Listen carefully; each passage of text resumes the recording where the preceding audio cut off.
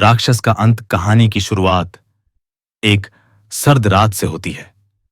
बेंगलुरु के posh HSR layout की गलियों में सन्नाटा पसरा था।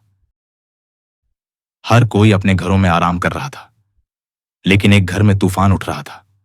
एक ऐसा तूफान जो एक पूरे परिवार को उजाड़ने वाला था। इस घर में रहते थे रिटायर्ड डीजीपी राम प्रकाश, उनकी पत्नी मल्लवी और उनकी बेटी श्रुति। राम प्रकाश अपने सख्त स्वभाव और अनुशासन प्रियता के लिए जाने जाते थे, लेकिन घर की दीवारों के पीछे कुछ और ही कहानी चल रही थी।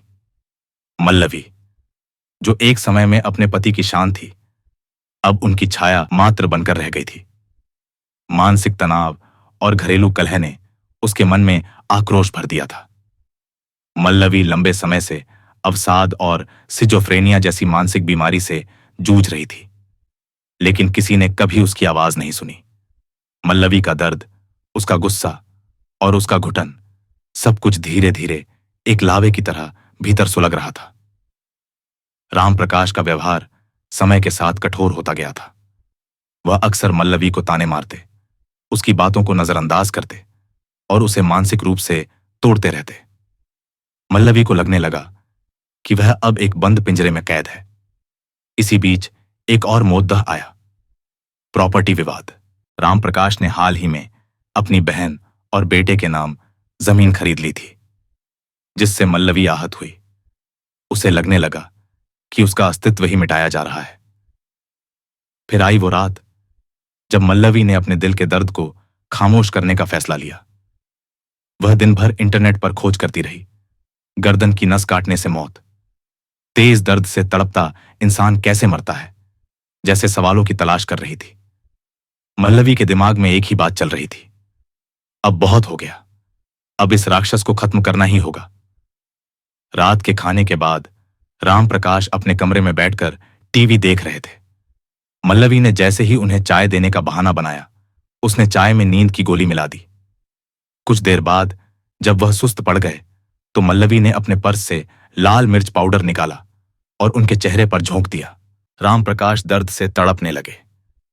तभी मल्लवी ने उन्हें कुर्सी से बांध दिया और रसोई से लाया गया तेज धार वाला चाकू उठाया।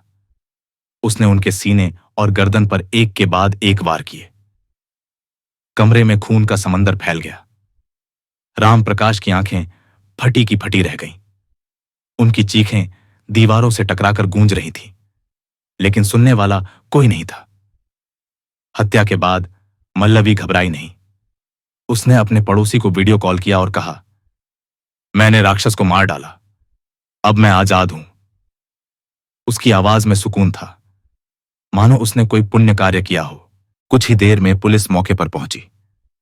राम प्रकाश का शव खून से लथपथ पड़ा था और मल्लवी शांत भाव से सोफे पर बैठी थी। उसे गिरफ्तार कर लिया गया। जब उससे पूछताछ हुई तो उसने विस्तार से बताया कि कैसे उसने सब कुछ योजनाबद्ध तरीके से किया। बेटे कार्तिकेय ने पुलिस में शिकायत दर्ज कराई और अपनी मां और बहन दोनों पर संदेह जताया। बेटी श्रुति भी मानसिक बीमारी से जूझ रही थी और उसे लेकर भी कई सवाल उठे। इस मामले की जांच अब सेंट्रल क्राइम ब्रांच की महिला शाखा कर रही है। कोर्ट ने मल्लवी को 14 दिन की न्यायिक हिरासत में भेज दिया है। पूरा देश इस घटना से स्तब्ध है। एक रिटायर्ड डीजीपी की पत्नी, जिसने एक समय में उनका हर दुख सुख साझा किया था, वही उनकी हत्यारिन बन गई। क्या यह एक मानसिक रोगी महिला की कहानी है या एक वर्षों से दबाए गए गुस्से की ज्वाला का विस्फोट? यह कहानी एक फिल्म की तरह है, जिसमें प्यार था, संघर्ष था, घुटन थी और अंत में था एक भयानक अपराध।